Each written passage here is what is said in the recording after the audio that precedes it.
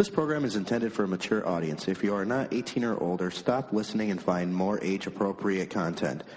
This show will cover topics in a satirical manner. If you are offended by any content herein, that is your own problem, as you have been warned. Please do not try this at home, or anywhere else for that matter.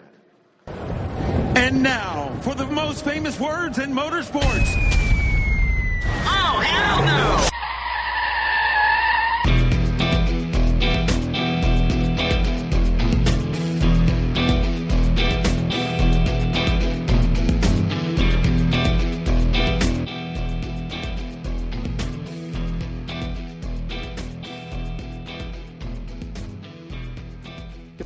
And welcome to Blown Pistons. I'm your host, Gremlin Dave.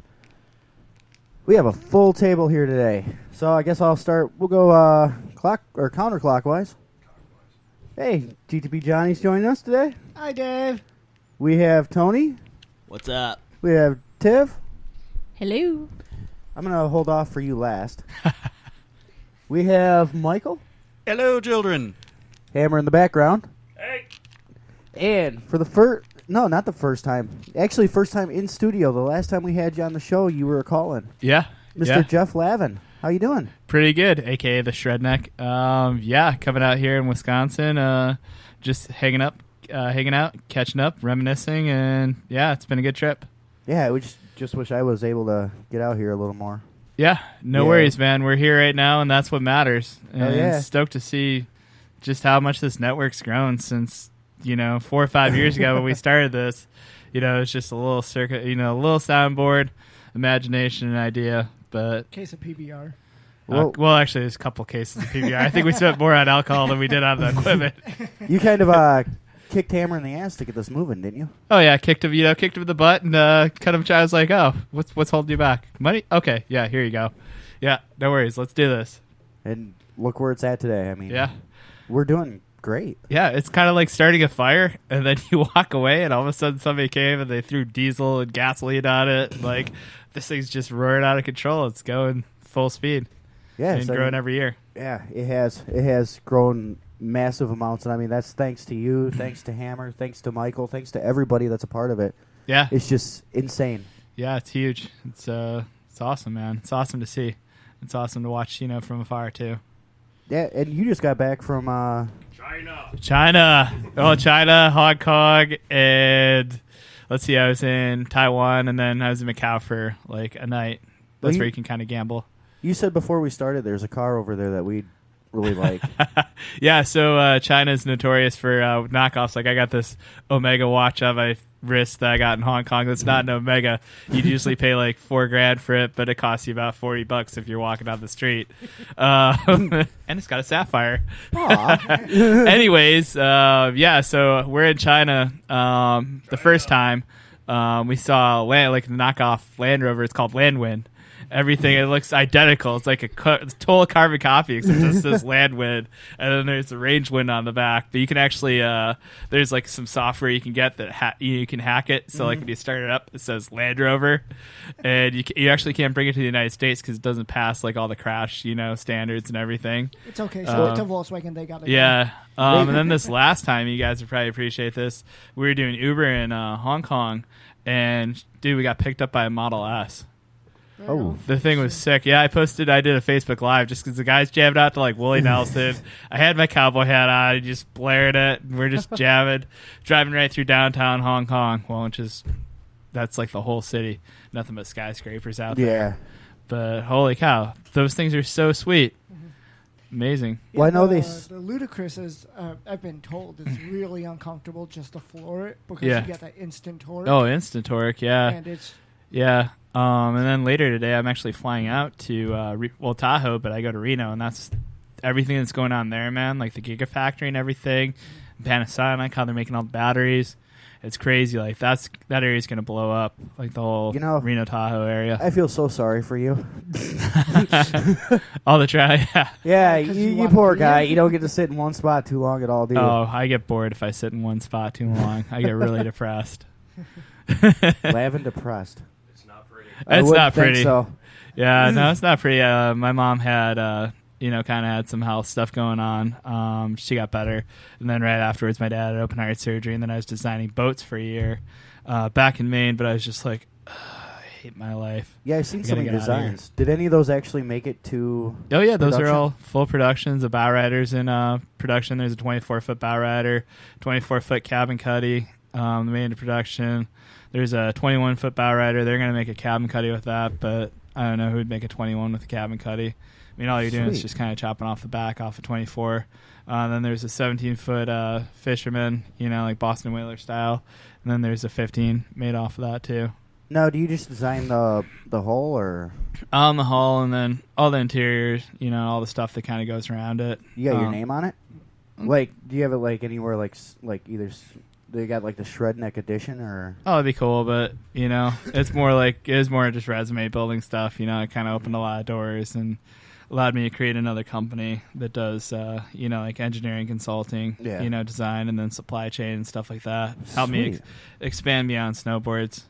Dude, that's awesome. That is really cool. Yeah.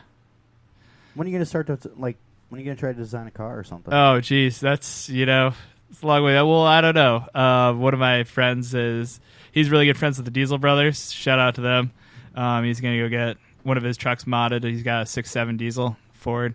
Yeah, I know it's a Ford. I know we're all kind of Chevy guys here. No, I'm a Ford guy. Oh, that's right. You're a Ford guy. As I'm wearing my Ford shirt, you're like, oh, we're all Chevy guys. Yeah, my bad. I forgot you're a Ford guy. I got that Crown Vic. I view it as this way. Everybody makes their great vehicles. Everybody makes their pieces of shit. Oh, yeah. So we're sorry, Dave. There's... Well, I think that'd be called the Ford 6-liter, the 6.0. Yeah, that's the one that just grenade, or was it the 6.4 too? There's a couple of them there too. I'm like, man, why'd you guys move away from that 7.3 International Harvester? I know, that thing was just badass. That thing was a beast. Yeah, those were sweet. You could just mod those out and tow with them, and they wouldn't blow up. You'd lose injectors every now and then. Actually, I got a 6.6 Duramax 2008 LMM that I just picked up. Go back there tonight, and I'm going to pick that up tomorrow. And then that's what I'm using to tow my trailer. So I'm probably going to talk to Diesel Brothers, or let's see, I got another friend out here whose brother is involved in doing the same thing, Diesel Mods in Las Vegas. Does that have the... Wait, you got a Duramax? Yeah. Right? Yeah. Oh, wait. I got a friend of mine who has... he has a Ford with the 7.3 in it. And he's pretty much got a but a bulletproof build on it. Yeah. And it's crazy because the turbo sounds like it's working at like 20 miles an hour. It like really slow. It's always going, and I got to drive it, and it was fun just having turbo noises, and I was just fucking I was just burning through his gears, man. Just having a good old time in his truck, and it was good. It's good shit. Those are crazy what they put out for torque too. I think like close to 700 pound-feet of torque. I mean, it puts out the same horsepower as gas engine, but holy cow!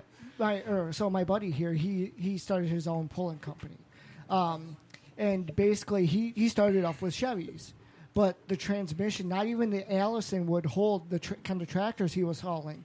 He even had the one that's pretty much a miniature semi above the 3500 even. Yeah. And he had pretty much a miniature semi, wouldn't hold it. Wow. So he went over to the Fords, and he saw how overbuilt those trucks were, and he pulls all day long, no problem. Even if you pull, like, the best thing you could do is just get old 7.3s and just get a couple of them and run them for 50,000 miles and then push them out and then get another one and just run it. I met some guy that does a lot of hauling and stuff, and he pretty much buys those old ones only right now. See, I always wanted to do a build where you take like a mid 70s Ford F350 and drop that 7.3 in it. There you go. I think it'd be badass. It'd be a badass truck. But those late 70s trucks, those look a lot better than just those newer Fords, like just when they started making the weird bodies and stuff. They just ride uncomfortable, that was always my thing. All three of the big names, or Ford, Chevy, and Dodge, I just can't stand their new pickups. The look of them, they've went so far away from what they're supposed to be. Oh, you mean air conditioned, heated leather seats? It's supposed to be air conditioned seats. It's supposed to be a truck, not somebody that's living in the suburban area and be like, oh, I've got to have a truck, and they get a truck. I call them luxury liners now because that's what they are. They're lifted luxury liners. Oh, yeah. Well, it all started out kind of like when they started making the Lariat or the King Ranch. Yeah. That was like for the guy that was like, I own the ranch. You know, like he's and the a truck's man. never seen a ranch in its life. Right. Yeah, probably not. You know, it's like suburbia Colorado, going to the malls or something. But those seats are really awesome in that truck. Real saddle leather. Yeah, but That if is you're getting awesome. a truck, why would you want that in there? Well, right, Buy it's good for the buy family, a car, right? buy an Escalade, buy a Lincoln, buy something else. If you're from Texas, you know, that's how they do it down there. You know, like the Texas, the equivalent of a PhD is pretty much a GED down there. I mean, they're not that smart. You know, like wow, I got a PhD, and I'm like, I met somebody down there. I'm like, you have a PhD, and you're saying ain't. Wow. I thought you were gonna say a PhD is equivalent to a truck. No. Down there. Well, shit. Might as well Oh, be. you got one of them trucks. Oh, You got must be one of them smart. trucks. They're just, idiocracy down there. Mm-hmm. So, it's kind of like that whole part of the world too. Like people they love their trucks, man. I like my truck, but it's just my truck is still a truck. It's rough around the edges. It's not Oh yeah. anything, it's I Yeah. don't know, it's just not like the new trucks by any means. Oh, so I was looking at when I was looking at trucks, the guy first thing he does is brings me into like one of the luxury liners, with the leather, all the air conditioned seats and stuff. I was like, man, I don't need this. I'm like, and the center console, I'm like, this is a total cock block. I'm like, I want one that I can fit a 6-pack in it, at least at the minimum, and it flips up so I can get roadhead. But I was like, and I want the spray out interior. I want that interior I could just take to a car wash and just blast out. Mm-hmm. But I still Rubber want like the floor? nicer seats. Yeah. Well, I want like the cloth seats and not like those kind of ghetto like work truck seats. And I was like, I want roll down windows, and boom. Why roll down windows? Not roll. I mean like power windows. Oh, not, okay. not like manual rollies. I'm No. like, why would you want those? No. Those actually, I'm glad they went to the electric windows. Yeah. Well, you could just attach an electric drill to it and just. I guess if you want to get that redneck, go for it. Red green. Yeah. Yeah, that is red. Yeah. I'm sure Kenny would have something to say about that one. Oh, Kenny probably does it right now. Get her done. Get her done. You might be a redneck if you have 18 cars in your yard and the only one that moves is your house. Yeah. That's probably half our listeners going, hey, wait, he just made fun of me. This bullshit. Let's go to Walmart. Well, no, they don't necessarily need to move just once the tornado hits. Hey, Kenny's moved that way before, I think he said. Twice. Oh. If you didn't hear, folks, Hammer said twice. That ain't a move. That's a relocation. Wow, my house is on the west side now. It's on the east side. Right? We're moving up in the world. Oh shit! I gotta change my time now. That's a different time Shit, zone. now I'm next to a Taco Bell.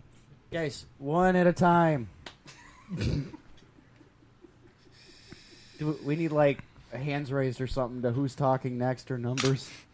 Designation. Judgment bell. Uh-oh. Speaking of which, we haven't heard anything from the end of the table. How the hell are you guys? Alive. Are you sure? Oh, yeah. We don't know. We here. Do you need a chair? No, I'm sitting on a ball. Oh, okay. This could be a fucking Ouija microphone Bouncy, for all we bouncy, know. bouncy, bouncy. He's having a ball down there. Yeah. Okay. Getting the work on. Does he have a car horn? Oh, we have sirens. Yay! Shit, shut the lights off. Everybody quiet. Oh, shit, I had the drugs. Hide the stash. We're getting They ready. know I'm leaving. It's all hidden in the snowboard. Michael, eat this. Where's the snowboards? Hide them. They're full of cocaine. Michael, eat it. Tell Uncle, tell Uncle Jesse we ain't got that stash for him today. Well, You know why? Might It's not probably go the good. fire department because we're so hot right now. All right. That's You're hot. on fire. So, anyways. The show really doesn't go by without a time of me going, oh, so, anyways. Anywho. Well, Dave, keep those wheels spinning. And since we still have a few minutes, and I was just about to ask Tiff how Frankie Goat's going, but she's... Tiff, how's Frankie Goat going? Good. We were fixing the microphone. Raise it up a little. Now can you hear me? Yes. Is that better? And you don't have to sit there like leaned all down like... I know. Well, it's because we're What's sharing giving a us a mic. good view? No idea what was just said. Boobs. Boobs. He said it'd be better if I was leaning down and had a low cut. Oh, Yeah, that's what Gary said. okay. Well, then just Johnny and Dave would be the lucky ones. Pretty not really much. Sally. You'd I'm have not to getting get a on good that view. side. Pass. I'm good. You'd really start your engines on Blown Pistons podcast. Whoa. Nice try, Hammer. Yeah, Blown Pistons. Blown podcast. Blown Whoa. podcast Pistons. You give him so much shit for blown pistons, and now you fucked it up? Yep. He did. Bravo. Ring the bell. And who owns this show? Not you. You do. That's why I was saying, who owns this show? The show is owned by the Bad Habits Network. Check us out online at badhabitsnetwork.net. And You know, on find us. You'll find us. /Bad Habits Just Network find us. and patreon.com/Bad Habits Network. And all of our shows are located on Facebook, Instagram, Twitter. Spreaker. Spreaker a little bit. I already said that. We still have a... Patreon. I already said that. Yeah, speaking of which, Patreon folks, go there, listen to our fucked up shit, and help us. Please pay us. $1 a month gets you more brain damage, so there you go. Yeah, like, make sure on Facebook you go to Blown Pistons Podcast, not the Imposters. Often replicated, never duplicated. It's okay. It's okay. They know we exist. I just tagged them. I didn't want to give them too much. I'm not even giving their name. Right? I mean, it's not hard Gotta to figure love out. But they're Italian. You're good. I mean, what do you got to worry about? Fiat? Fix it again, Tony. You know? Italian, huh? Yeah. Hammer, what do you say about Italian? Are they from Italy? Italian. They're Italian. I'll tell you what. Have you been in that part of the world yet? Italy? Yeah, briefly. You have? Yeah. How was it over there? It's nice. I mean, it's beautiful. I mean, you got all the, all the amazing ocean vistas and everything like that. There's mountains and stuff like that out there. Food. And then you have, Venice. You can check. I've never been there, but I want to go there sometime. Hang out in this, just because you have that whole, ocean going through that town, And, well, obviously, you got Ferrari. And then the guy that was making tractors that got pissed off at him, Lamborghini. Lambo? Yeah. Yeah. He's like, I can do this better. He's keep blowing these clutches out. Yep. True story. So, you ever been to, Australia or anything? Land down under. You've been there? Yeah. Damn, is there any place you haven't been? Fiji. Bali. Nice. I've never. I mean, I just Google pictures of it, and it looks amazing. And everybody I've ever talked to, they're like, it's amazing. The surf's great. Everything's great. And I hear good things about Bali. I had a friend that spent some time out there, and I'm like, wow. I'm like, I need to go there too. It just has that exotic name, and there's palm trees. I'm working on it. It's a lot of times I travel now for business. Like I was in Dubai last year, and United Arab Emirates, flying on the Emirates Airlines, Pakistan. But we went to Dubai afterwards. We only spent 36 hours in Pakistan. If you go to Fiji, what you really should do, we should have a, live podcast down there. Yeah, that'd be cool. So, I think everybody here at this table and then the network would be like, yeah, who wants to go to Fiji? Right? Okay. Fiji. Blown pistons, blown We're coconuts. going to need a lot more sponsors. Yeah, actually, it's going to be blown pistons with mopeds because there's, Asia, Fuck they're yeah. all about their mopeds. Yeah. Yeah, I mean, dude, so when I went to Taiwan, they literally line up and it's like Days of Thunder because there's the moped lane where you can pull in front and there's, they all got their scooters and you'll see families 4 all riding on the scooter, sweet. dogs. People got propane tanks tied to them or kegs or something. I saw a scooter trailer. I saw a handicap scooter, where a guy could ride it on his wheelchair. I'm like, how is this even possible? So I seen one thing on Facebook. It would just, I could picture you doing it over in Japan. They got where you can drive go-karts and stuff in Mario Brothers costumes. Oh yeah, And they have the live Mario racing. I would so see you doing that. I loved Mario I loved Mario Kart. Yeah. Oh god, we used to fucking play that, just get shit faced and just play that for hours. I could see you doing that though, the live version. Yeah, you're cruising around in a little go kart. Oh, that'd be funny. I still do that. I still text somebody that's driving behind me. I text them Mario Kart as I throw up banana peels. I'm like, Mario Kart. You haven't thrown the turtle shells or anything yet out the window? Oh, turtle shells are a hard commodity to come by. But I'm working on it. Mushrooms. And a bump of Coke with 2 Red Bulls. That's your fucking star power because I guarantee you'll feel invincible.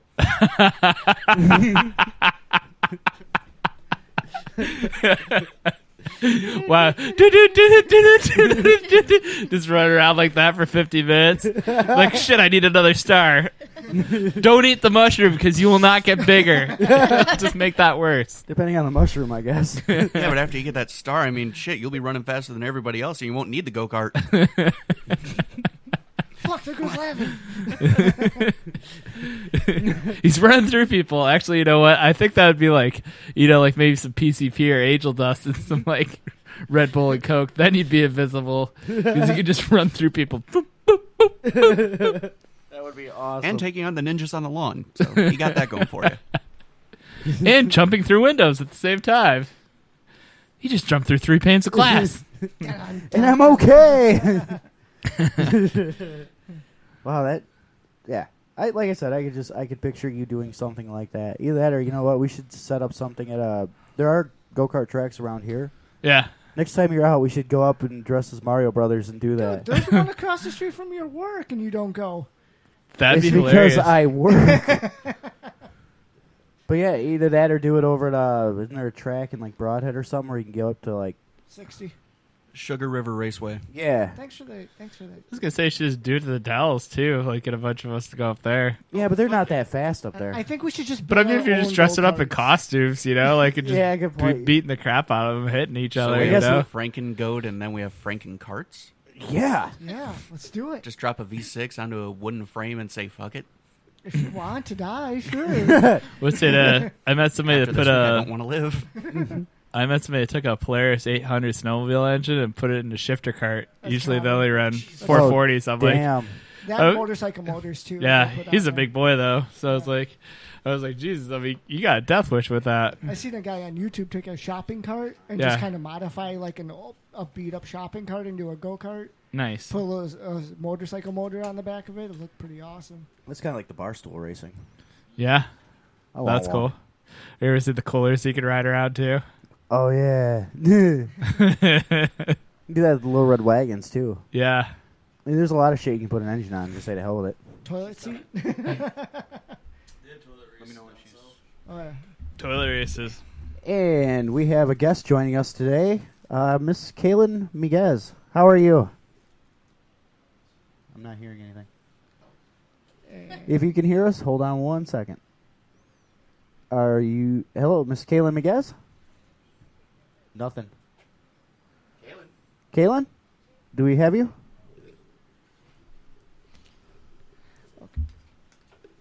Sorry about this. We're having a technical issue at the moment. So describe who we're talking to. We are talking to Kaylyn-migues, who drives the Jailbird monster truck.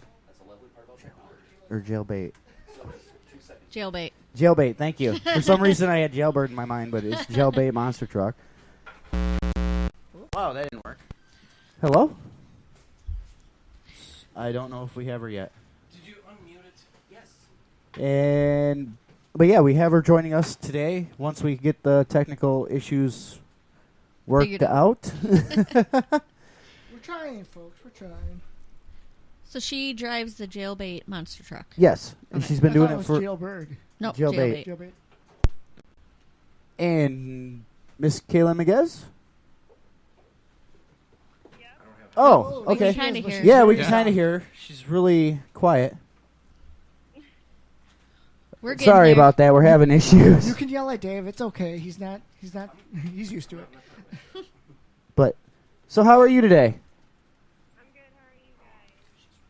She's very quiet right now. Doing really good. We're just trying to get the sound worked out. Still, we can hear you just kind of barely.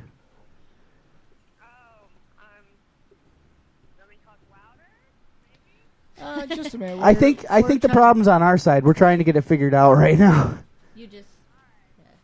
Oop. And We're getting there. Yeah, we're Sorry, getting- folks. it wouldn't be a Bad Habits show without a little stutter. Okay, Hello? Oh, there we go. Now we got you. For only half of us. Oh, She's still on. Address her. yeah. Keep I talking. have.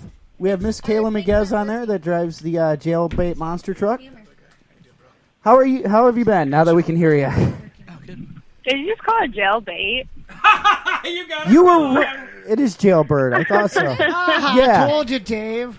I got corrected It's all by. good. I got corrected I on thought here. it I'm was like, wait a jailbait. minute. But now we have no sound in our headphones. Yeah, we have no sound. You guys have no sound I now. have no sound. They have no sound now. Oh, that's because I'm kind of unplugged there. Sorry about this. We're still working out the kinks. Phrasing. Kinky. That's my job. But anyways, since we're getting this worked out, how have you been? Not too bad. Just keeping busy, like always. Traveling all the time. Yeah, I seen you've been pretty busy with like Facebook and Twitter and stuff like that. You've been at a lot of shows lately, especially like international shows, and been all Yeah, over the we've done world. a few.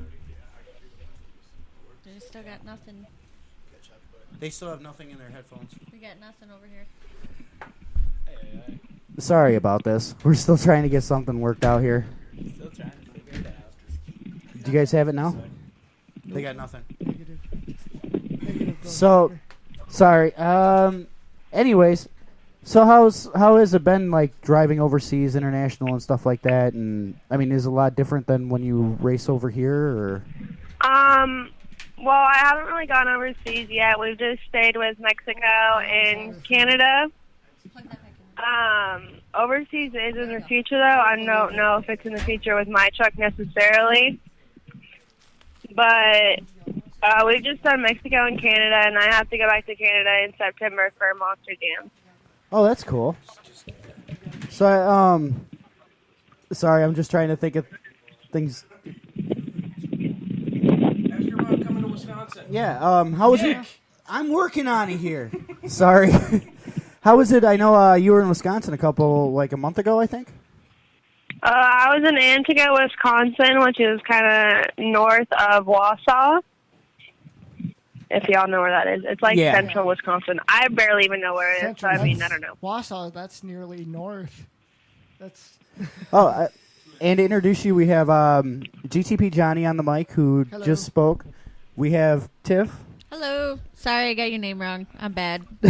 He kept asking me. I was like, I think it's jailbait. I don't know why, but that's sticking in my head. It's probably because it sounds really bad. That would be my guess. And then we have Tony with us. Hello. Hi, Devin. Totally didn't hear you. We have Michael, who is currently like spacing out. No, not necessarily spacing out. Just Can't hear you. Your mic's off. Can't hear you, man. Not spacing out, just going batshit crazy as usual. Yeah. So, yeah, I mean, since the last time you called in, they've gotten better but haven't changed. And this is sound of David flabbergasted. Anyway, so I got a question for you, Kaylyn. What was it like when the first time you got out to the track and like you got to do what you do? You got to run, your first race. How was that for you? Wait, what was the question? I kind of zoned out for like 30 seconds. Welcome to the network. Well, how was it? And just speak a little louder, because it's kind of hard to hear. How was it for you your first time out? Like the first time you got to hit a jump, and how was that for you? Well, like every single weekend, I still get the butterflies, even though I've been driving for 2 years now, over 2 years actually. But I still even though I strap in every single weekend, I strap in 3 to 4 times a weekend. I still get butterflies. Like for freestyle, I still have butterflies until that first hit happens, or I still get butterflies going out to do introductions, because every show is different. Everything can go wrong in a matter of a few seconds. So it's always just kind of, you get butterflies because you hope everything goes right, and of course it normally doesn't. So then you end up working. Is it the crowd? Because I mean, I can imagine that you practice without an audience as well. So I mean, are you more comfortable without a crowd? It's super hard to hear you. You sound like you're 15 miles away from the phone. Can you hear the rest of us pretty well, or can you hear the rest of us, or are we all kind of cutting out? I think we're all cutting out. Huh? We're all cutting out? We must be. Oh. I don't think she can hear us. Can you hear the rest of us okay, or was it just the one gentleman that was cutting out really bad? You're all kind of far away, but I can hear you a little better. Just like when he talks, it like breaks up. How about this? Am I a little bit cleaner now? A little bit. Just talk to her. Just don't worry about it. Just talk to her. So now my question is are you more in front, or is the crowd a factor at all? Are you more nervous when you're out in front of an audience, or because I can imagine that you practice without an audience as well? Okay. It sounds like there's like 5 people talking at once. What was the question? Yeah, she's having a real difficult time hearing us. Well, what he was wondering is it easier for you to go with a crowd or without a crowd? Do you feel more comfortable? I mean, I guess like a lot of people don't know. It's like before monster trucks, I was like this shy person. I wasn't outgoing. I mean, I still am shy. Like if you meet me in person, I'm probably like super, super quiet at first and kind of awkward. But then like you get to know me and I kind of open up. But like when I put the helmet on, it really doesn't matter whether there is 5 people or if there's 500 people. I still put on the same amount of show, whether I'm the first truck out or the last truck out. But the crowd definitely helps. Like you can't hear them when you're in the truck. When the truck's on, you really can't hear them. You can hear them a little bit in the beginning, like when you're just idling, but once you start getting that throttle going, you don't hear them at all. So, but like when you're done with a run and you get out and you wave and like all the crowd is just staying on their feet screaming for you, like it's like the best feeling in the world because you're like, oh, so I probably did decent, or I did good, or you just like it helps your confidence a little bit. Now, when if you're the first truck out, do you feel like you've got to put on like a really good show, or what seems to be more important to you? If you're the first truck out there, or say like the last truck out there when you've seen what everybody's done so far? Well, I'm usually never the last truck out there. It's normally like if I'm at a show with like 4 trucks, normally my dad's the one who's out there last. But when I'm first, like I just put on a decently good first run because honestly, I did an 18 truck show this summer where there's 18 trucks, and I was like 3rd or 4th. It's like, well, if I go out there 3rd, they're not going to remember me by the 18 truck that goes. So it kind of depends on where I'm at, kind of what type of show it is, if I'm feeling it, if I'm not feeling it. But I still like, it honestly just depends on how many hits I make. Like if I'm the first truck out, I'll just make like 5 or 6 hits. But if I'm like the 3rd or the 4th truck out, then I'll just make like 10 or probably like 10 because it gets exhausting. I'd imagine you probably take a hell of a beating being in that truck with, the jarring and stuff and the impacts and all that. You really don't take that much of a beating because my seat is customized to me. So I'm pretty snug in there. Like I know if I eat too many cheeseburgers one day, I struggle getting into my seat. But my seat is customized to me. My dad can't fit in my seat. My brother can fit in my seat only because he's smaller than me. But he's taller than me. And so nobody can fit inside my truck because my truck is customized to me. My pedals are 9 inches off the ground. So I'm pretty sure. I'm 5'3". My tires are taller than me. So I'm pretty small, but like I guess I don't get banged around too much. Right now I'm fighting the issue because my helmet is too big for me, but my new helmet is off getting painted, so I don't have that for a couple weeks. But because now that I have a seat where my head doesn't move because the seat holds my helmet in, now my head moves inside my helmet, so I just get headaches, but it's really no big deal. So your head's getting jarred around a little bit, though, I mean. A little bit. I mean, you come out with bruises here and there. You take a few bad hits where your shocks aren't working right, where the truck's not working right. Like, where was I? In Oklahoma? Or no, not Oklahoma. Where was I just at? All these days mixed together, I swear. Oh, we have the same thing here. Anyways, I think, I was in Nebraska, and I came off a bus, and I miscalculated the landing ramp, and I just sheared a tire off. It was gone. It decided just to, I don't want to be attached to your truck anymore, goodbye. Let me tell you, that hurts. Now, do they? Your truck just comes to like a dead stop, like right away. It doesn't, like your shocks just don't even. It doesn't even matter if your shocks are working great or not. Like that tire, it breaks and your whole truck just stops. Do they have like and then you're like, oh, go ahead. No, you go ahead. I was going to ask, do they have, like, safety regulations for that stuff in check, just in case, like... I mean, yeah, but, I mean, a tether cable is only going to hold a 750-pound tire on for so long. True. The tether cable, it'll hold it, but the tether cable will not stop the tire from breaking off. It will slow it down. So do you ever go out there and, like, with the intention of... Yeah. That could help. There you go. But do you ever go out with the intention of, like, or have been told, no holds barred, just, put on a great show, even to the point of wrecking your truck? Do you ever get that crazy with it, or do you play more safe, more reserved? I do and I don't. I was taught, well, because my father pays for it. So that means Kaylyn gets an ass chewing. If I go and make a driver error, like if it's my fault the truck broke, like yeah, stuff's gonna break all the time. Like when the tire broke off, it was nothing I did. Because it's a video, I shared it on Facebook.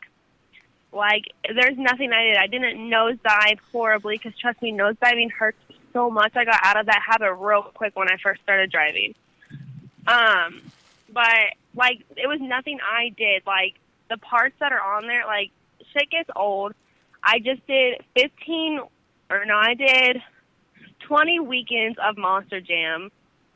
So that is 20 weekends, 3 to 4 shows a weekend. Like your stuff gets tired, just like anything else in life. Like everything gets worn out and tired, and stuff just starts breaking where you can't even control it. Like in that same show that like, so I mean, do I go out there and put on a killer show? But I go out there and I put my truck to the level before it breaks. Like I still go out there and I still get big air. I still go out there and do really killer wheelies. I mean, let me tell you, I do a lot of body damage more than anything because I just do wheelies and it just rips the whole bedside off, and then I get irritated because I'm the fiberglass person on the team. Oh, that's got to be fun. So I'm the one, like, all of our body, like, if you see it cracked or if you see it broken, but you see, like, fiberglass, I'm the one who does all the fiberglass on our team because my dad absolutely hates it, and my dad told me I'm really good at it, but I think that's just his way of getting out of it. So how much of the truck do you guys go through before and after a show to make sure, like, the stuff, like when you say in the wheel breaking off, do you guys check, like, a lot of that stuff or tear it apart and rebuild a lot of that stuff before and after, or? Well, in that situation, it really kind of screwed us over because it wasn't the spindle that snapped, which is normally what happens. The spindle will crack and your tire will just break off. But what happened was the spindle just sheared all the bolt. Hold on, there's a motorcycle. Oh dear. What happened was the spindle just sheared all of the bolts out of the knuckle, making the knuckle no longer good. So that one was a long repair, just because you had to take basically the entire corner apart, which is a lot of effort. But the tether cable was the only thing holding my tire to my truck. Like, my tire didn't roll away from me. Well, like, the tether cable kept it attached, so I basically was just dragging it around. Like, it wasn't attached anywhere else. I was just dragging it around. Oh, wow. And then me trying to get off the track with a broken tire, put the tire into my hood, which now causes me body damage that I had to fix.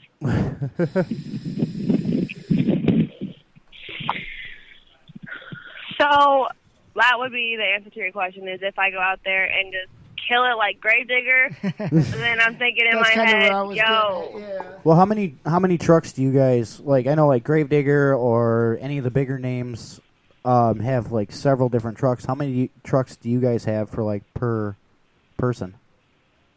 I only have my truck, and my dad only has his truck. So that makes it where you definitely don't want to go out and just destroy. So basically, if we blow a motor up, we can't just go toss another one in because that's $15,000 that we do not have.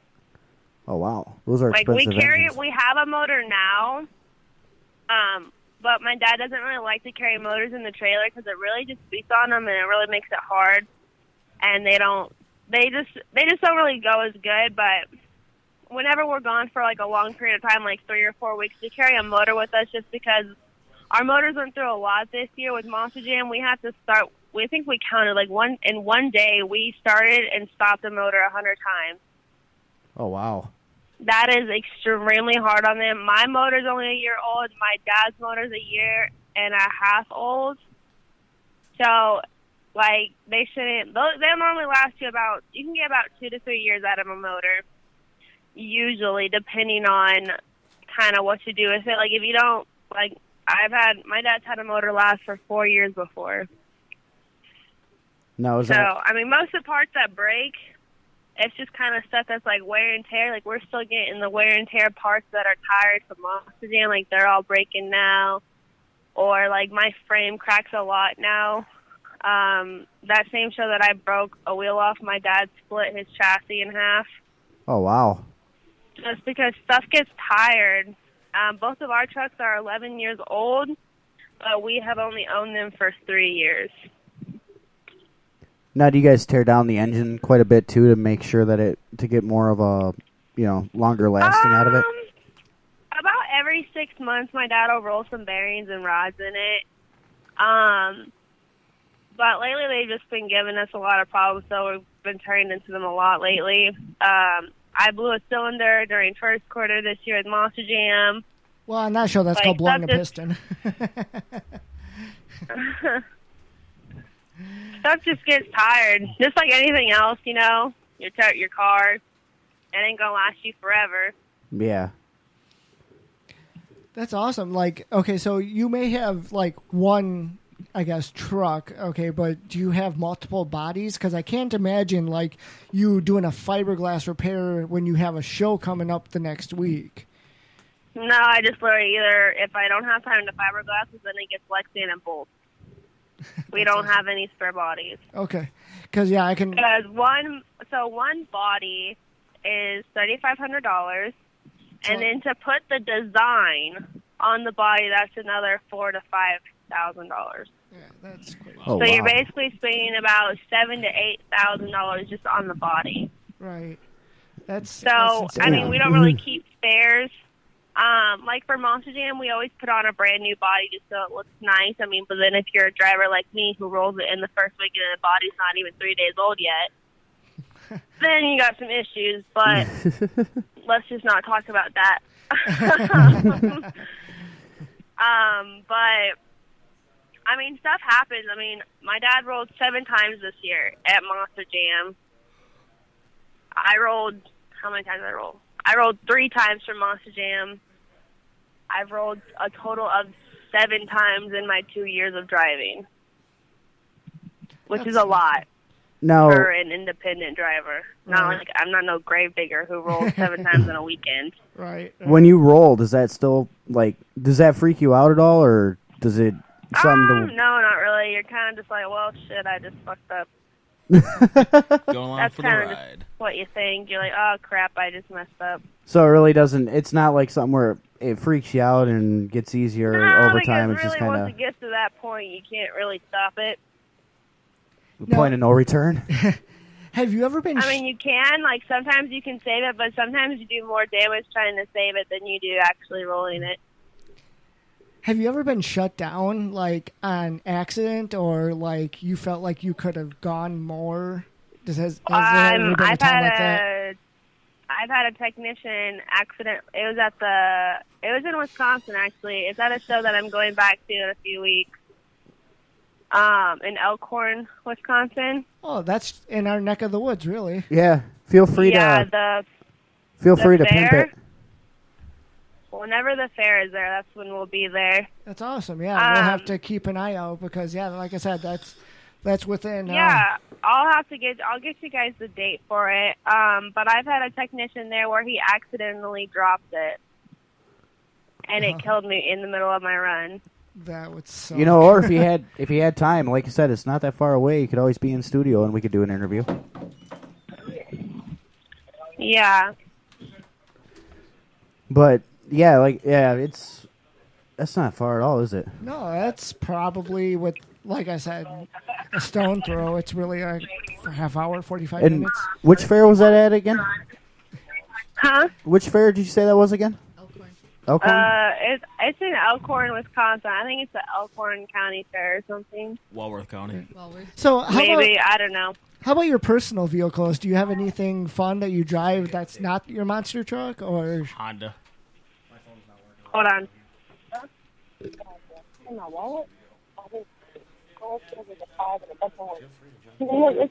in there.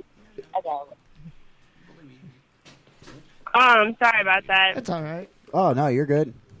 Yeah. What was the question again? I'm just wondering if you have anything fun to drive outside of your monster truck. Like, what do you drive on the daily, or do you have a project that you're working on as far as another car or anything? Well, I'm never home, so no.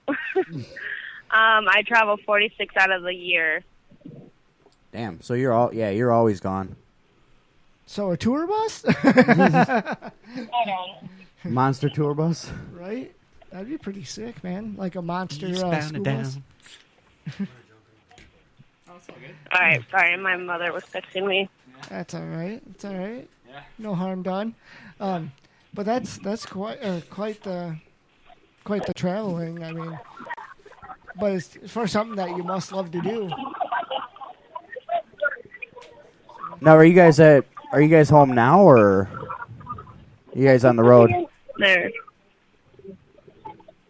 Okay, well then just use my card. Okay. Well, it looks like we're going to be going to Elkhorn pretty soon here. Yeah, that's fun.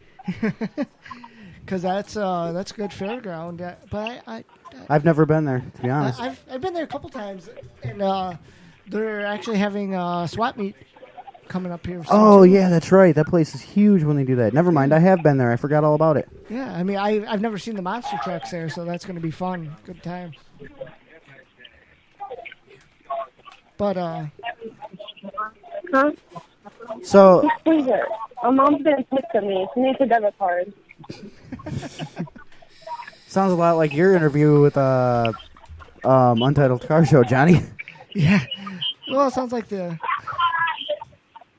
But are you off right now, or are you on the road, or Am I what on the road? are you on the road right now doing shows, or are you off at the moment? No, I was supposed to be at a show last night that's close to home, but the speedway got flooded due to all the rain we've been having. So the show got canceled, but I have to leave on Tuesday to go to Minnesota, I want to say. Wow. Not 100% confident in that answer. That kind of brings up a good question. Have you ever been rained? They all blend together. Like, all these locations, I just get in the semi and go. Right. So what is? Have you ever been rained on during your run, or is it always a stadium? Because that would make things interesting if you're all of a sudden like in a. Have you ever driven in the rain? Yeah. Have you ever like been in the middle of a run and get poured on? When we did that Wisconsin show just a few weeks ago, it started pouring down rain in the middle of not even in the middle of the show, like during introductions. Yeah. So you just got to keep going. Does that make it more fun because you're No, that makes it horrible because it's more fun for the crowd to watch, but we're in here thinking, okay, don't hit the brakes, don't hit the wall. Don't hit the gas. You can't see anything. It starts to become a safety factor. Right. Because we have no control over the truck when it starts sliding. Because if you lock up the brakes, then the truck just keeps on pushing towards the wall or anything. Yeah, four-wheel steel, right? Huh? It's a four-wheel steering.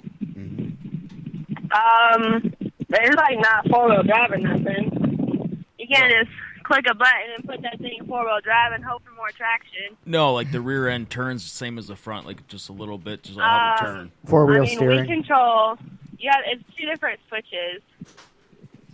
Like the steering wheel only controls the front tires. Oh, that's now. Right. And then you have a toggle switch for your rear tires. Do you have a toggle switch? Like, I know I've seen some trucks designed where they're like by the. On your left or right, or can you put it wherever you want, or is it just something that's usually designed by somebody? Everyone well, like there's like either there's one way to have the rear steer. There's like two ways to have the rear steer. There's like the dumb way where how I think where you just want the rear steer to go the same direction that you want the truck to go. And then there's some people who think of it how the tires actually turn and it goes opposite directions. I don't really understand that one. So they've got like an automatic rear steer in it? Huh? There's like an automatic rear steer for some trucks? No, they have it reversed. No. Oh, okay. There's no automatic. It's all manual, but there's an automatic comeback, like it's self-centering, where it'll come back to you. But sometimes that's broken, and you just gotta go for it and trying to self-center it yourself. But you can't turn around and look at your back tires while you're going because you're strapped in. Yeah, I suppose once you're doing that stuff, you got more stuff to worry about than where your back tires are. Yeah. Oh yeah. I mean, worrying about where my back tires are my least of my worries. As long as they're still attached, then I really don't care. Yeah, it's usually a good thing to have them attached. Yeah, right? Yeah, but it doesn't always happen either. Especially when you sometimes they just all come out. Yeah, it definitely would be a bad thing. So, I think last time I had you on the show, I asked you this question, but I'm just kind of curious. What has been the most scariest moment you've ever had in the truck?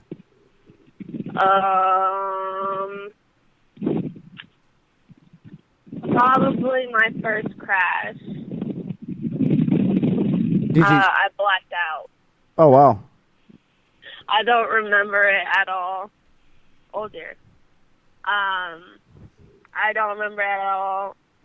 I see the video all the time. People ask me about it all the time. I don't have any answers, so I don't remember anything from it. The last thing I remember was taking off from the starting line. Oh, wow. That was probably my hardest crash. What'd you do, like flip it or something, or? Huh? Flip it or nosedive, or? Oh, it was a nosedive cartwheel at 55 miles an hour. Those are always fun.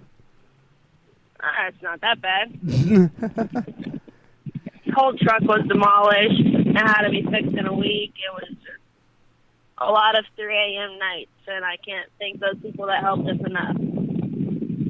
Now, you guys are pretty much like a small shop, right? With your dad and your brother. We can fit. We have a two kind of garage shop, but we can fit 4 trucks in there. It's pretty good size. If we try, it's a tight squeeze. You can fit 3 comfortably. 2, it's real comfortable because one side of the shop, that's my side of the shop, it's half of a body shop and then half of just open shop where the truck goes. That's awesome, man. Yeah, that sounds like a garage I'd want.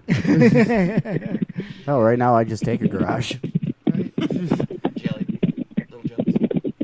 Just a little jealous, guys? A little bit. A little bit that one of the youngest drivers in the monster truck area has a better garage than both of you combined. Hey, man, I'm working on it, all right? I have no garage. I don't even have off-street parking. Hey, granted, Johnny, you've still driven my favorite car, so I still want to kick you in the balls for that. Okay. But, yeah, my shop, or our shop, my fiance, we just opened up our own detailing shop, so, I'm kind of working toward a little better space. So, Kaylyn, if I could ask, what do you want from the future, from your career? Do you want to keep going for the next 20, 30 years? Do you have another career in mind? Do you have a new car series you want to try? I don't think I'll do this for another 20 to 30 years just because I already feel like an 80-year-old woman and I'm only 19 years old. I see a chiropractor more than I see my parents. So, I don't think I'll be in it for long, and I'm not saying that I got all sore and messed up from driving. A lot of it's from dancing, but obviously just going from that career of beating my body every single day to getting into a car crash every week is not exactly my cup of tea. But, I don't drive for the fun of it. I drive to travel the country and see the fans every single weekend and everywhere we go. Now, have you ever thought about doing, either say like NASCAR or something along those lines, that you're still in a vehicle but you're not getting beat up as much as a monster truck? I've thought about racing other types of things, but it's just I don't really have time to stop and learn because with monster trucks, like, people pay to see kaylyn-migues and Jailbird. People don't pay just for Jailbird.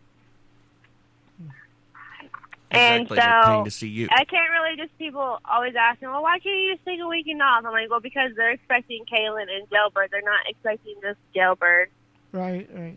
I feel the same way when I'm like, ooh, Gravedigger's on.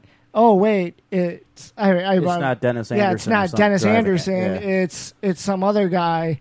I kind of feel a little bit let down, but I can kind of relate to that association. From the fan side of it. Yeah. Yeah, so it's kind of hard because, and I love traveling. I really do, and I love seeing fans every single weekend. But I'm still 19 years old. I'm still a kid. I still want to go out. I don't see my friends anymore. They're all in college. They're all having fun.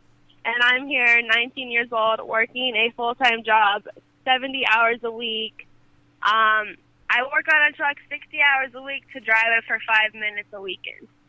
There's just a way to think about it. I work on it every single day, and all my work in that 50-hour week can be destroyed in a matter of, that race where I crashed, 8 seconds. That race was only 8 seconds long, and I did about $12,000 in damage in 8 seconds. Well, if you want to trade, I volunteer as tribute. I would oh God, that would just be so fun, just to get your hands dirty and work on your truck. And I'm already working 80 hours a week, so. I've definitely worked on the truck a lot more this year. We have lost my crew guy this last month or so. He's decided to go back to school. So now it's just my dad and I, so I really do kind of have to step up my game. I can't just be a little princess anymore. I try to work on the trucks. I've always tried to work on the trucks, but it doesn't help that I'm 5'3" and I have no muscle at all. So it really doesn't work in my favor. I always have to have help because I can't lift everything, and I have a horrible back. So my back is horrible. My knees are horrible. I literally have a back of a 60-year-old man. That's what my chiropractor told me. Oh, wow. And then I have arthritis in both of my knees. I've already had a knee surgery. I'm supposed to have another one. Jesus. I'm falling apart, y'all, but I just do it because it's a lot of fun. But it's only, it's not like the truck doesn't beat you up. The truck doesn't make you walk like a 60-year-old man. It's working on them all dang day because you're bending over for 8 hours a day. You're laying on the ground trying to fix it. So that's what gets the wear and tear on your body, is just always leaning over, picking up stuff, putting stuff down. You're always rushing. I mean, you can definitely say it is an active job because you're always rushing, trying to get the truck fixed to come back if it misses an event. My dad's always makes me run to the trailer. And, of course, he's the farthest trailer every single time that I have to run and go get parts. So you can definitely say I get my steps in for the day. Right. And as far as, when you're out there, when you're racing your dad and stuff like that, would you consider him, the one person that you want to beat most out there, or... Oh, definitely. For freaking sure. He loves literally rubbing it in my face all the time. But, because my daddy taught me everything I know about trucks. I've gotten advice from Jimmy Crean, Dennis Anderson, Thomas. I've gotten advice from all of those guys, but, primarily, my dad's the one who taught me everything. So, that's the one person I want to be. And all the guys in the business are basically my other uncles, and they're not really my uncle, but they're basically my uncle just because they treat me like I'm their daughter. They're always looking out for me. but they never let me win. Never. Like, when the helmet goes on, like, I honestly race harder against my dad than I do anybody else. Or my boyfriend. If I'm racing against my boyfriend, I race against him harder than anybody else. So I'd imagine... And normally I always screw up because I'm trying so dang hard. I always spin out in the second turn. So I'd imagine when you do win, though, you probably rub it in their faces pretty good? Or What? when you do win, you probably, like, rub it in their faces pretty good? Or vice versa, when they win, they probably, you know... Oh, I never win. I mean, there are some times where I'll beat my dad in wheelie competition, like where it's like I rip the bed sides and the tailgate off, and I just won wheelie competition, and I run that in his face. But I mean, normally like during the summer, it's me and my dad who are always like neck and neck. Like him and I always take first and second at these small shows, and it's kind of nice. It's like, well, the teams just swept the whole show, and like, well, that was fun. Now it's time to go fix everything. Yeah, that's awesome. I mean, I can kind of relate. I mean, I joined a bowling league with my dad, and it's always fun just to, get a game on him or, beat him once in a while. But, I mean, otherwise he's just kind of rubbing it in. So I can kind of relate there. I think that goes anywhere with being, like, kid and parent. You always want to try to beat your parent, but half the time it doesn't work out that well. Oh, yeah, but it never happens. No matter what sport, I think. You always try and beat your mom or your dad, whether it's baseball or soccer, any other type of racing. But, like, your parent would, like, die before you win. I wouldn't say they don't that. care. You'll get Even there. if they You'll teach get you there. everything, they're like, nope, you ain't going to win today. You'll get there. I mean, I'm sure you'll get one on your dad, and it'll I mean, feel real good. I beat my dad when we were down in Mexico. I beat him, and he still doesn't believe that I beat him. Tequila. He won't accept it, I guess is how you would say it. Wait 2 years and start He'd be tequila. like, sure, they just put you in the next round because you're a girl. I'm like, sure. Or you're just losing your touch, old man. Yeah.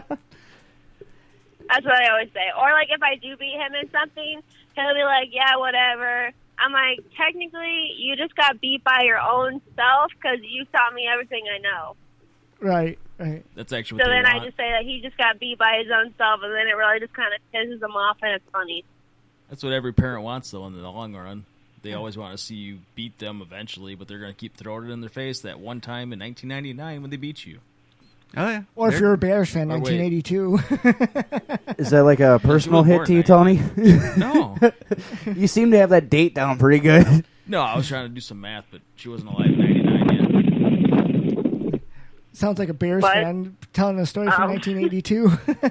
But, yeah, I mean, you'll get there. I mean, it's like Tony was saying here, it's like it's what every parent wants. They want the student to become the teacher and, succeed them in some way.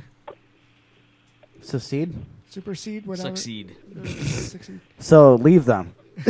No, Yes. that's succeed. Close Yes, enough. they want their spawn to be better than them. Give that old rebel Devil yell. spawn. But Kaylyn will rise again. But yeah, I mean, that's awesome that you guys have that close of a bond, though. I mean, that really whoever wins, you're going to rub it in each other's face, but probably at the end of the day, you guys are really rooting for the other one to win. And not to mention, it's just not between her and her dad. It's everybody. It sounds like it's just that camaraderie in the pits. It sounds like. Oh, yeah, of course. I mean, that's, like you said, we always rub it in each other's faces. But at the end of the day, we're still father-daughter, and we still have to ride in the semi for 15 hours to get home. So either way, we got to be okay. So have... Because he's my ride home, and I need a ride home. Right. So, Can't drive your Because I don't truck know how to home. drive the semi. have you guys ever had any incidences where, like, it's been a really long drive home, I guess, where one of you guys is pissed off at the other one for doing something like Wrecking running... the truck. Oh, Or we yell running. at each other all the time. Like, if you guys ever saw, we yell at each other all the time. But, I mean, it's like, that's what happens. Like, when you're on the road with someone for 17,000 weeks on end, you're going to get irritated, whether it's your father or your mother or just even a friend.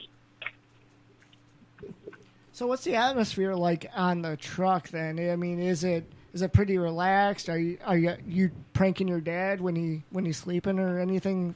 Any fun shenanigans on the truck? Yeah, sometimes. I can see that. Well, that'd be. I mean, some of it would be fun, but yeah, it's got to get tiring sitting in that truck that many weeks out of the year, though. You should go for drag racing or something. They only run those most of the time from the end is usually around September, October. Then they have an off season. Yeah, because I don't think Monster Jam really doesn't take an off season, do they? No, they run all year round. Wow. They have indoor arenas that they'll run them. Yeah, true. Now, do you do a lot of the smaller venues, or do you do like some really mainstream, huge shows at times too?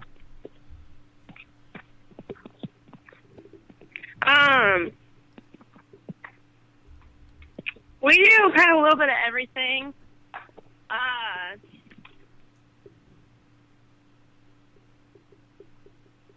I just lost my train of thought. That happens a lot with this show. Yeah, it kind of does.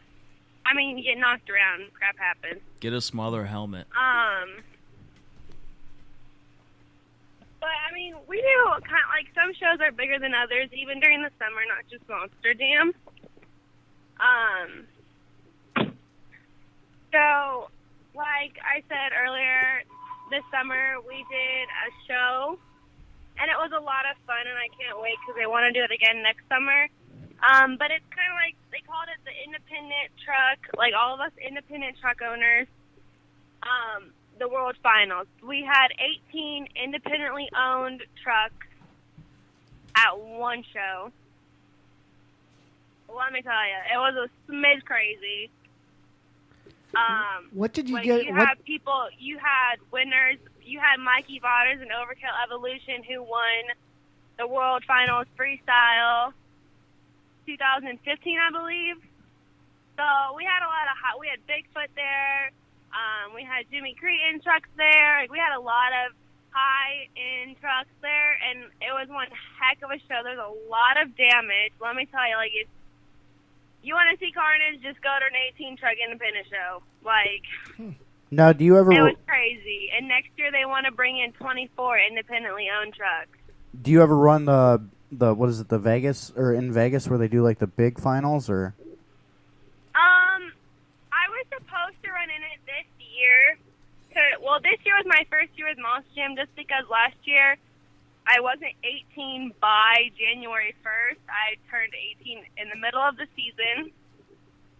So this is my first year with Monster Jam, and I was supposed to be a part of the Vegas, like the not the Young Guns, the Double Down Showdown, which is where all the younger drivers come in and drive. Mm-hmm. And they all compete for a spot in the main show the next 2 nights.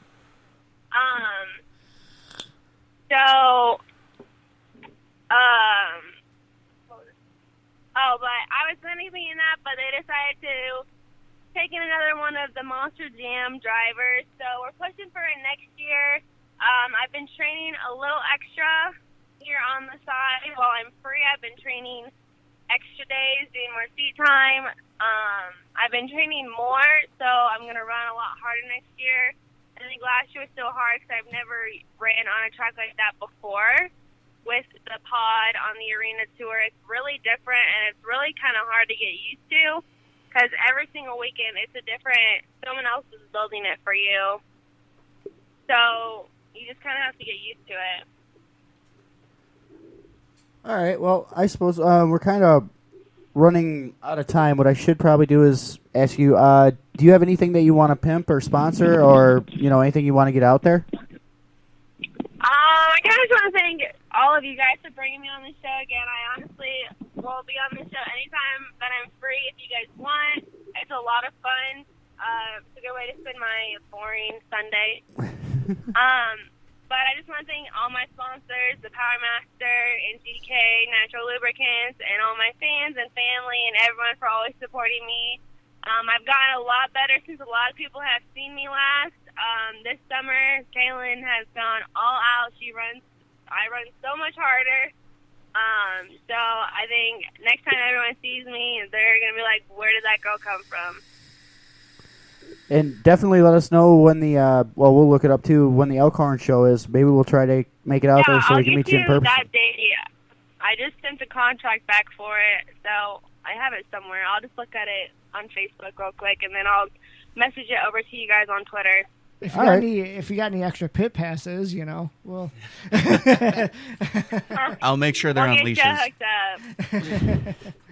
That's awesome. But all right, we'll let you get back to your Sunday. That way you can enjoy the rest of your day. And like I said, it's been a pleasure having you. It always is when you're on. And yeah, anytime you want to, just let me know and we can get you on here.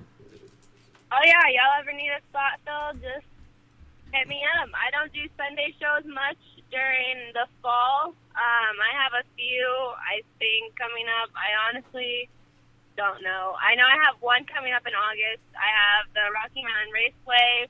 That's my next big show. In case anyone is ever out in Salt Lake City, that's the next big show. It's like one of the hardest tracks that someone will ever drive next to the World Finals track. It's fast. It's a figure eight. It's a blast. It's a concrete show, but, I mean, I've never gone so full throttle on a track before in my life. Cool. Well, all right. Like I said, we'll let you get back to your day. And definitely... Thank you guys so much. Hey, no problem. Thanks for joining us today. Thank you, and have a great day.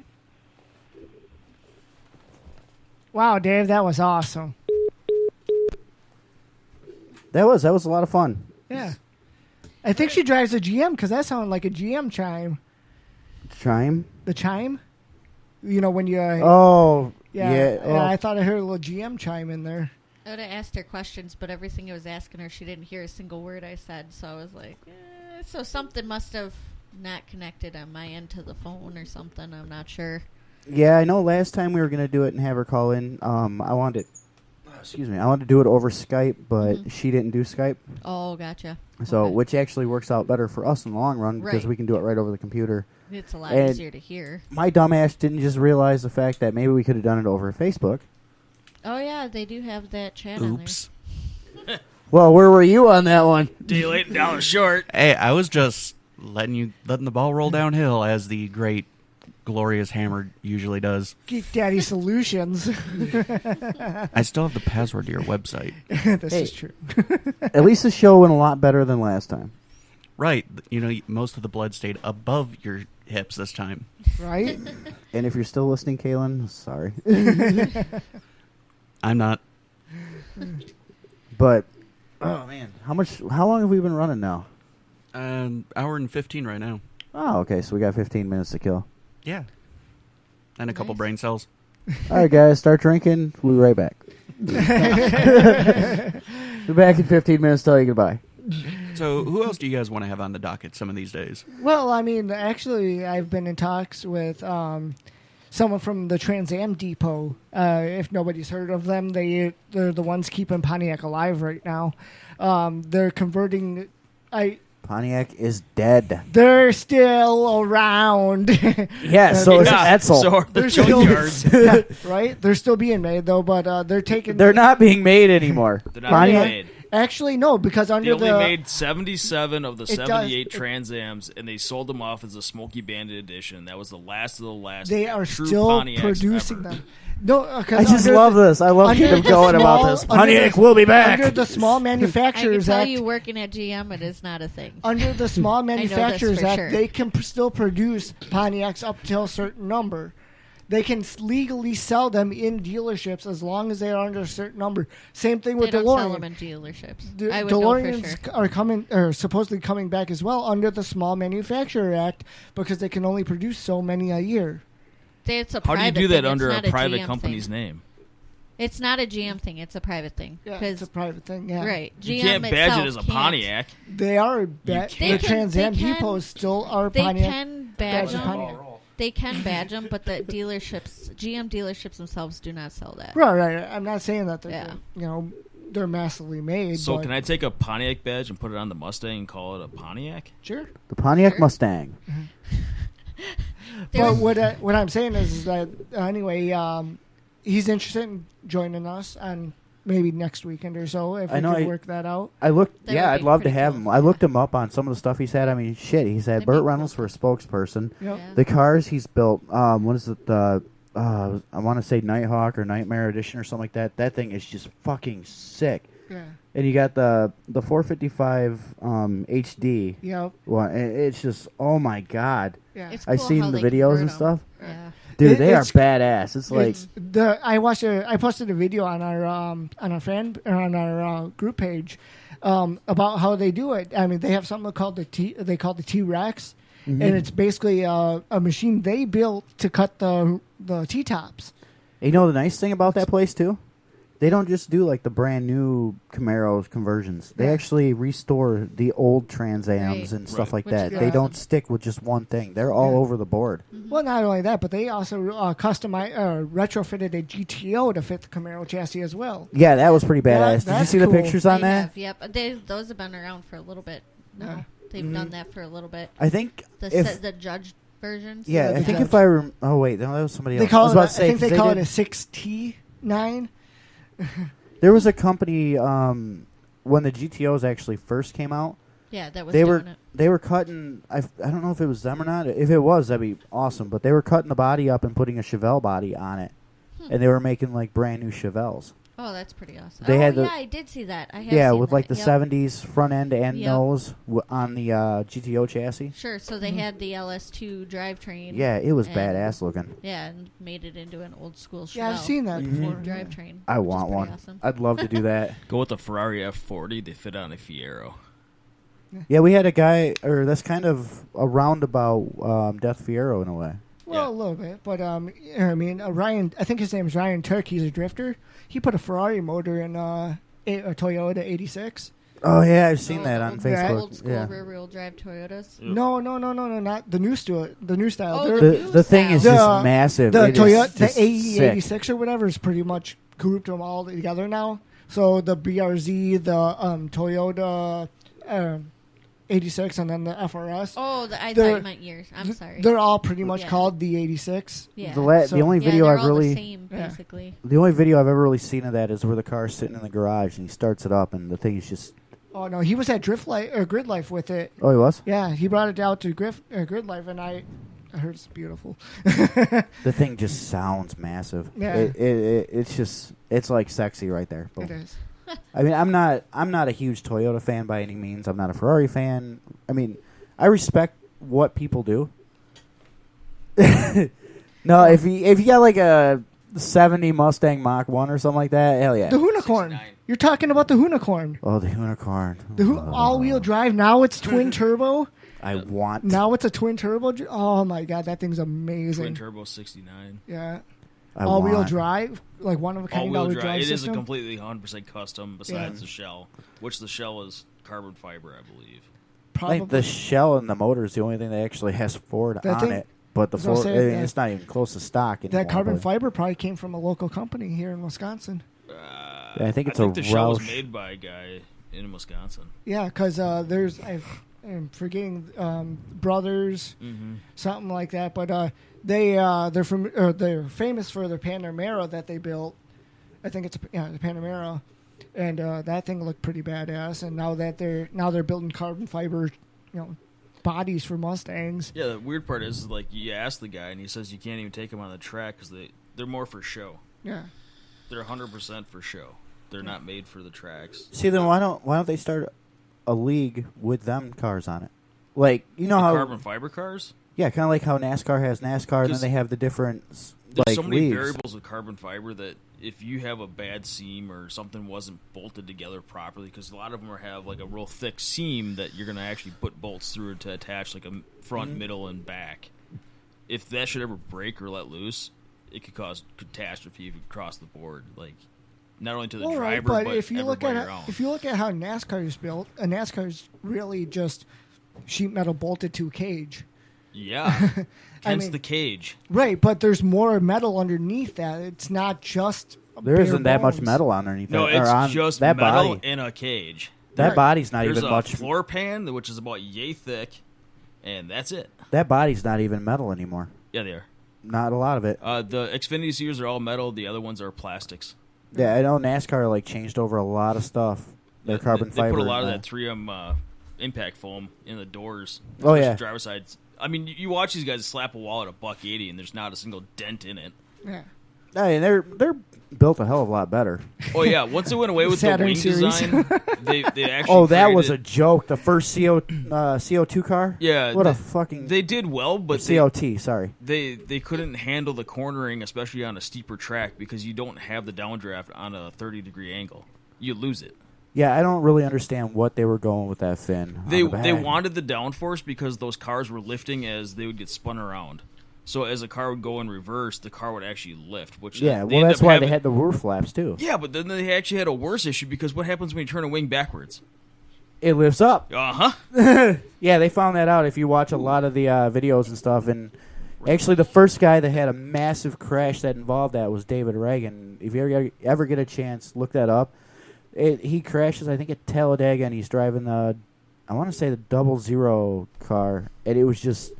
Well, after that thing settled, they were wondering if the guy even lived. Oh, yeah, barrel rolled like 7 times down the track. And that was it looked like Ricky Bobby. I'm that surprised was he didn't the come running first- out my pants are on fire. So help me, baby Jesus. But yeah, I was just surprised with that, the way the car stood up, because, they're building the cars now where you could drop it off, like, into the Grand Canyon, and the guy's going to walk away. Oh, yeah. As long as you don't turn it right, you're fine. They're now fixing, like, the safer barrier walls. That's the key to a lot of these tracks. Is they're old-school tracks. They still have the inlet and outlet for pit roads with corners. Yeah. Did you ever see that wreck with Mark Martin? I seen that when one. He spun at Michigan and come down, and he actually hit the wall right behind the driver's door. Yep. Put it right behind the driver. I seen one with Gordon. He hit so hard on that. He came down sliding in sideways. It hit at the passenger side front wheel. It ripped out the engine, and the radiator went 100 yards the other direction. Yeah, Michael Waltrip had a close call with that, too. They were at Bristol. He came around the corner. The car went high, and he clipped the wall entrance and ripped the whole car in half. And as it's sliding down, somebody came through and fucking hit the car also. And ever since Danica Patrick has been on the actual track, don't laugh, but she has found all the imperfections in the track because everybody has crashed her. Wow, she has hit 7 of the tracks that they now have modified because of that incident with her car. Is that the only reason why she's driving now? Is like no. But All right, find the unsafe spot of each track. Here you go, Danica. If you actually ask her, crash test dummy. She actually I think like she's perfected the turned into- crashing for these people because she's the only one that first started where they don't hold on to the wheel when they crash. She literally grabs her straps and holds them up tight. That's what they tell you you're supposed to do because at some Snap point your you're out of control. NASCAR drivers You're done. never did. They always held on to the wheel because they never had the issue like you do with IndyCar where they snaps your wrists off, you hold tight. You know what your favorite driver used to do, Dave? Rusty Wallace? He used to put his head between his knees. I shit you not, Rusty Wallace. Is that a rusty trombone? No, Rusty Wallace. Wallace. When you're in a 5-point harness. Rusty Wallace actually they used never to. had that back in the day. Rusty Wallace used Well, to. not until like the 70s. Yeah. Dude, most of the time they had lap belts up until like the late 70s, early 80s. No, Richard Petty's or Lee Petty. He always said that he cut him out of the car because it'd slow him down. Added weight, and it's like okay. Most of them never had seatbelts until the 70s when they started implementing safety stuff, and then they started going with the lap belt. Well, the lap belt only protected you so much. I mean, your body took the brunt of it when it came to those heavy cars. It seems like when they got rid of the heavy cars is when they really went with more safety for the driver. Right, I went with the Monte Carlo with the stock car because I was running the sportsman's Most class. people back then and that's a lot of oddly fun. walked away. Yeah. It's weird. There wasn't a whole lot of deaths. No. Actually, I don't And when really- they did die, it was like, look, there was 1 year where you had, or I don't know if it was 1 year, maybe 2. You had Neil Bonnet, which died in a car crash. Yep. And then the other 2 big names, Davey Allison and Alan Kowicki, neither one of them died from a car. No, one was age. No, one was a helicopter and one was a airplane. Oh, that's right, yeah. And then the other guy beyond that was Tim Richmond, and I think he died of like AIDS or something like that. And then We'll go there. There's a joke in there somewhere. But then you had like a long span of nothing, and then you ran into you had Adam Petty, Earnhardt, Kenny Irwin. They all died on the track because the throttles were sticking. Were they driving a Toyota? crashed himself. Well, yeah, Earnhardt crashed himself, but Kenny Irwin and Adam Petty both died because their throttles stuck. Is the heart of a Prius. Earnhardt? No, the ones that had the throttle sticking. Oh. They had the heart of a Prius. All right. But yeah, I mean, It won't stop. Put it in neutral. The one track that put the e-brake on. The track I believe that Adam Petty died at, they don't even run that anymore. That was I think Richmond? North. I know they don't run Richmond anymore. Yes, they do. Yeah, they do. They do it twice a year. Yeah, twice a year, man. I don't remember. I know that there was something. Dude, that's the last. Okay, they run Richmond. Richmond's one of the most important races of the year because they run it right before the chase. It's a night race. Because I know it's that night there's race and a short track. There's a track. Yeah, it's fun. There's a NASCAR track that they took down because there's been a bunch of them. Condos in or some shit.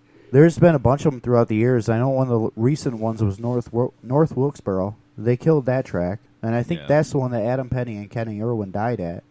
Could be because the dimensions were unsafe. But that's the thing that gets me though is.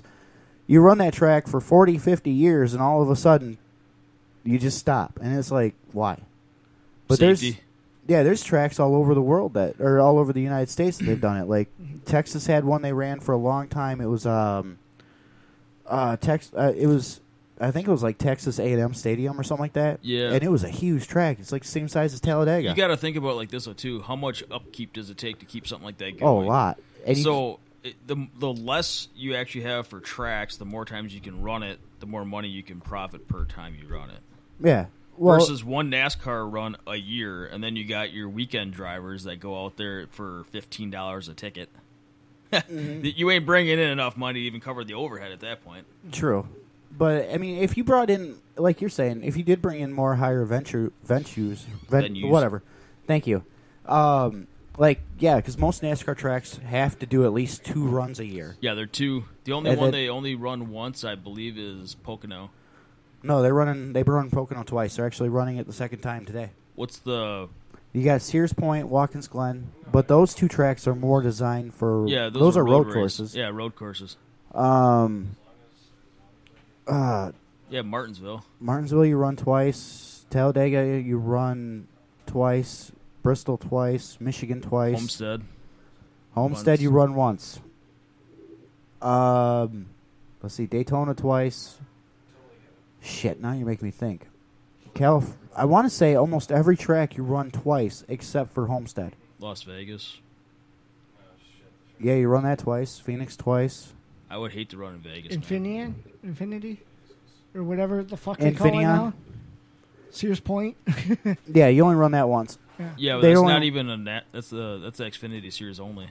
No, it's not Sears Point. They run it. Did they finally get to actually run They've run that for years, man. Because they only run the Xfinity up at Road America. Yeah, that's the only one they run here. I don't think they run a Watkins Glen like once a year too, right? Yeah, they only run that once a year. But yeah, that's one thing that sucks. I'd love to see the NASCAR, the big, NASCAR on Road America. That'd be awesome. Yeah. And the funny thing is, we have another track here in this state that could handle them, and that would be the Milwaukee Mile. Mm-hmm. They used to actually run them back in the 80s. Yeah. They stopped that a long time ago, though. Did they run the high class in it? Yep. Yeah, that was back in the 80s, because I remember going there as a child. They had that, and they also had the Indy cars. Yeah, because I've seen the Indy cars once there. I still think they do them, the Indy cars there, don't they? I couldn't tell you. I know they usually run a lot of those up at Road America. Road America itself it's an awesome track. Oh yeah. I mean, you don't have to have a fast car to go out there and have fun. I've been out there. It's fun. You got everything from nice bends to hairpin turns. In fact, I hear it's fun to drive a slow car fast than a fast car slow. It really depends, because if you have more power than you can handle for the road, you're just going to be sliding and pushing yourself all over the place. It really doesn't make a difference. Unless you're really good at driving the ass end of your car, it sucks. But, I mean, there's so many tracks out there that they could have a really cool race venue at. Yep. But they don't do it. Yep. And I don't know. A lot of the drivers do come back, though. We get a lot of them to come back to Slinger.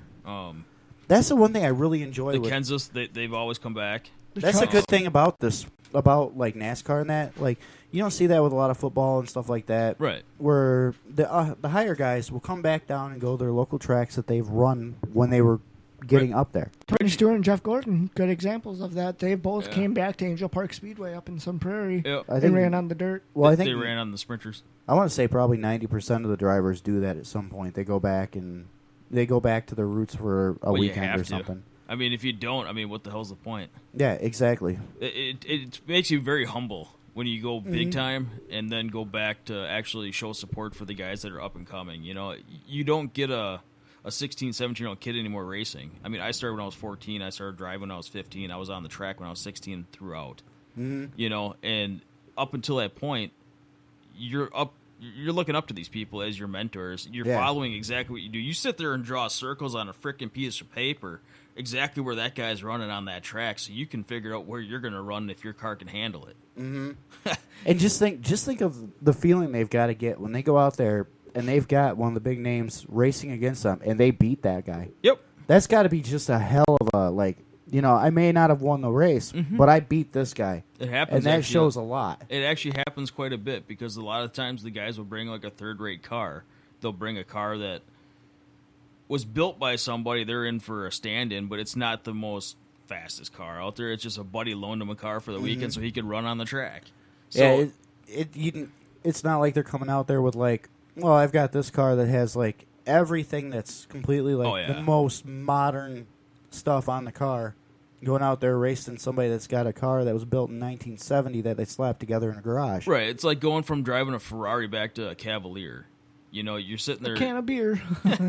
You get so used to driving with performance parts and everything like that, and the best of steering, the best of handling. You can adjust the rear end. You can weaken the rear end. Man, they got freaking electronic buttons to do the track bar. The track bar now, versus getting your ass out of the car, give it a couple cranks, go back to racing. I wonder how different that is though for somebody like if they're running, you know, the Monster Energy Drink Series Cup car, and then next weekend they're running like a Roadrunner or a late model. Oh, they'd be fucked. It's kind of like they've got to get in that car and at some point in the race not feel right and reach over and be like, "Oh, there's no switch here." Oh yeah, they'd be totally screwed because they would know how to handle the car. They just couldn't make it perform as well. Well, especially, I don't know. Yes and no, because Tony Stewart does it all the time. Tony Stewart's running freaking his race car, his stock car. Yeah. Turns around and jumps in a sprint car. Yeah. Well, not anymore. He used to. No, he does. He doesn't run the does. monsters though anymore. No, he does the sprint car as appearances. Yeah, I'm just saying. But Because he was just at. What I'm saying, it might take him a lap to readjust. But No, I mean these guys that you see a lot of your guys that run the truck series, the Xfinity series, and the Monster Energy Drink all in the same weekend. Yeah. Like what the fuck's his face? That ugly bastard. The brother, the other dude that always Kurt Busch. Yeah, that guy. Or Kyle Busch. Kyle Busch. Kyle Busch. I hope he He's crashes the biggest in every fucking race. douchebag on racing, but he'll literally run the truck series, Xfinity series, and the truck race. And if he wins 2 of the 3, you might as well just give up because he's going to win the 3rd. Oh yeah, because he knows that track so well to run them. Well, Now, these guys will run the sprinters on their Friday, Saturday, or a Friday night, fly into wherever, run their car Xfinity, and run the Monster on Sunday. It really doesn't make a difference to them because they're in the car all the time. Right. Your weekend racers, those guys, shit. Once they learn their car, give them another car, they're screwed. Yeah, because they get comfortable. But it's just got to be also a big feeling too. Like I don't know the small tracks. When I was growing up and we raced, I was helping guys out at Rockford Speedway. You weren't allowed to have like communication between the driver or anything like that. Now it's got to be a different feeling when you're used to having somebody yelling in your ear. You know, you're clear, don't do this. Yeah, you got a 3.5-inch mirror you put on your pillar now. And that's all you got. It's literally this big. But I mean, that's got to be a different feeling too, being in the car. And I want to say you'd almost feel like you're alone. Yeah, compared to always having somebody you're talking to. Yeah, exactly. I mean, it's not like a long period of time, but you're still used to talking somebody back and forth, like and saying, "Am I clear? Am I clear?" Or, you know, you can go high, you can go low. Yeah, like they're giving them a half car increments here. They're like literally like, you got like this much room, you might want to make it quick. Yeah, and then when you're by yourself in that car, you really have. You're on your own. 8 to 12 laps are the first corner. I mean, it depends on what happens. Yeah. Because the race is hardly ever won in the first corner, but it's always lost. It can be. Usually, if you don't pick up your speed in time, you will lose. All right, guys. Well, we better cut this episode. We can. Great show. Yeah. But yeah, we're kind of running out of time. So it's nap time, Dave. It is nap time. Sleepy time. But I just want to say thank you, everybody, for listening to the show. Especially glad we had kaylyn-migues in or on. She wasn't in. That was fun. Thank you, Tony. Thank you, Tiff. Yep. Thank you. Why am I thanking you guys? Because you're an asshole, Dave. Yeah, Yeah, you good pour some point. drink. Because you're trying to be polite for them being on your show. Yeah, fuck this shit. All right, guys. Got any last words? Peace. I thought that was it. Fuck you guys. We're out.